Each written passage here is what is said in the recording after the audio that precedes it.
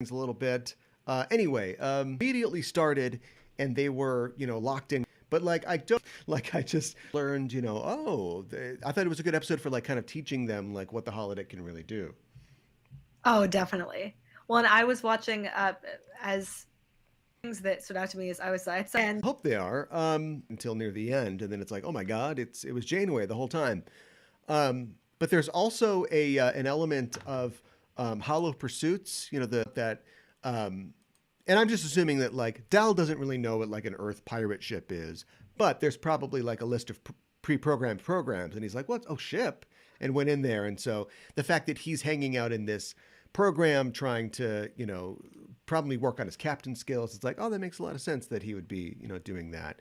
Or that that Rock Talk has like a Pokemon hospital or something like that. It's just like that's yeah, all right. That's right on brand. That's super cute. Um, and I also thought it was interesting that or it whatever, reminded everybody would get it. But if you don't, kind of adventure where you're trying to very missed. so much better than any other point and click game. Like it's hard to even call it a point and click. That game was so good. Yeah. Um, the uh the what was it, like full motion video or whatever, like the first early CD-ROM game. I don't know how I played it. My dad had some weird workaround because we've always had Macs, and I remember him being like, Oh "Look at sure, this no, I game," think it and I was was on like, Mac. Yeah, "Yes, yeah. yes." Oh, it was. But yeah, but like having that, and then also the fact that like Zero is a Medusan who we still don't really know a lot about Medusans, although they're fascinating. Wanting to play with books and magnifying glasses and not having any hands, I thought was kind of interesting.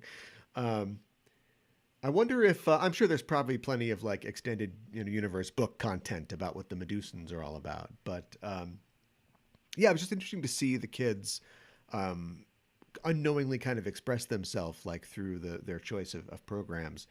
Um, Having Jankum find this like weird biker Street program. fighting sim. Yeah, but it's Yeah. also that they're all gamers, right? So they're all blowing off steam, in the holodeck.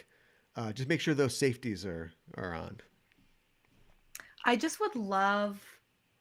I was thinking when I was watching it, I was like, the closest I've ever Huh. and like stuff will happen, like the lights will go out and the house will shake across the we're getting in a boat or like whatever. And it was like and I was like, can you pay? I'm out of money, please. Like back, like I feel like I can just taste it. I'm gonna be right there with Data. A holodeck VR simulation, Data Geordie, Sherlock Holmes, Yeah. Well, and me. family, London. Yes. So anyway, Except episode. And we're gonna go on from there. Episode, or it becomes super dark. I've been the bad person the whole time, and I've got the secret. I've got the codes and the keys to the ship, and I've given them away. And use. And it got to the end. She's like, "Now that's a cliffhanger." And it's a great storytelling wise. It's a great thing too because they come full circle because you take that fake out at the beginning and they put us in that exact situation at the end. That's mm-hmm. like if this was a full length TNG episode, we'd have fake out at the beginning. Then for the middle part, the crisis, you would face that exact situation and be like, uh oh, now what? So, But a few weeks when I turn it on, I'm like, yeah. Although at the same time, but I do think that that idea of them, first half of the first season was they've got the ship. They had maybe kept the idea because obviously them parking at the station and the station going nuts and lasering and stuff like, oh, that's a bad sign. But like maybe build it up so they feel like, oh, we can get this thing out. Like they're going to crowbar the living construct out. But then we have an episode like this that just goes, no, there is no way. It's not going to work at all. And now you just have to do something completely different. Um, but I mean, like I can see like if you're going to split it up into like 10 episodes and 10 episodes and you've got moving away and then coming back. I looked up a thing. This is a totally just nerd track wonky round, and it's like a map that's been in like supplement books before. And I can't remember the name of the oh system. really? I can't remember the name of the system, but the system is like a system that is near the neutral zone in the beta quadrant, and the Enterprise D has been to that system. They went to that system in like Mm-hmm. the episode Gambit or something like that. So our boys and girls are like they are near Federation base, if not like Like, Sure, sure. Pull into DS technology. Any mod go where they want to go. Uh, yeah, it's them. yeah, yeah. They've already had problems with that. Yeah. I thought it was a really clever thing to. I think they did this in another Voyager episode, but like, all right, we can't like even our communications will carry this virus or whatever. So what if we just like flash a light at them, just do Morse code or something. At one point, she's unconscious right now. It's funny that they they left. Speaking of cliffhangers, they left us with that, and then we didn't go back to I know. that. I thought that we'd see her today. So if they run into the Dauntless and they're all worried, who's in command of the Dauntless if this takes place? A robot. Well, that's what I was.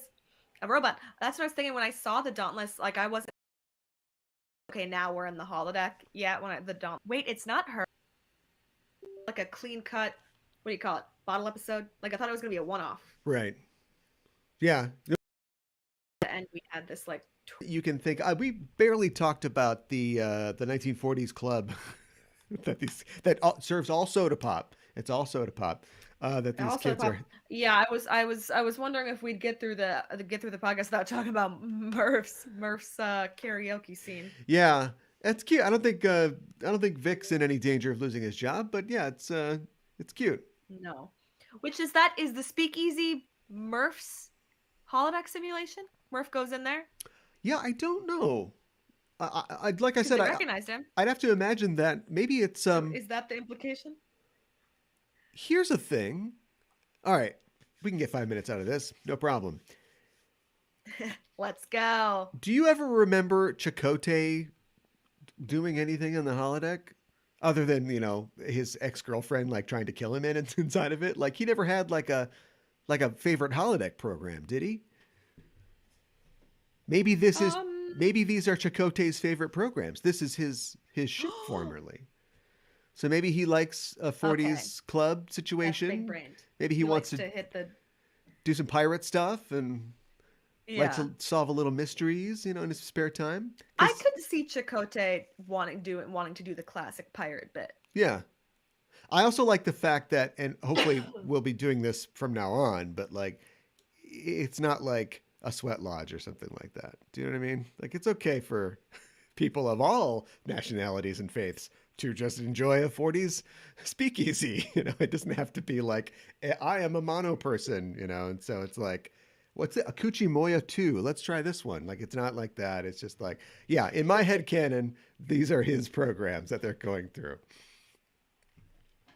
Wherever he is. That's a good one. That's a good idea. Wherever he is. Trapped in the future or wherever he is. Talking about Murph reminded me of something else funny that my roommate said she saw. It's like the Puffin knockoffs in The Last Jedi. You know what I mean? Oh, no, you take that back. No. Never. Speaking of cutting to him, though, I know that they were like walking through a scene and he can be in the scene because usually he's, he has to be either on somebody's shoulder or we cut to him sit on the burp. Yeah. Yeah, but now Gwen was walking through a scene and then his little head is like reacting to things. And it's like, oh, okay. Yeah. So maybe that's what it was. Maybe they had like this is cute, but we want like a more anthropomorphic guy. And then who knows? Yeah, it's serving me Uncanny Valley. Season 3, we get serving me cute little guy. We get chatty Murph. We get hot Squidward Murph. Season 3. Stop. That's where we're going with this. Oh man, what he actually starts speaking. It's just Morgan Freeman's voice.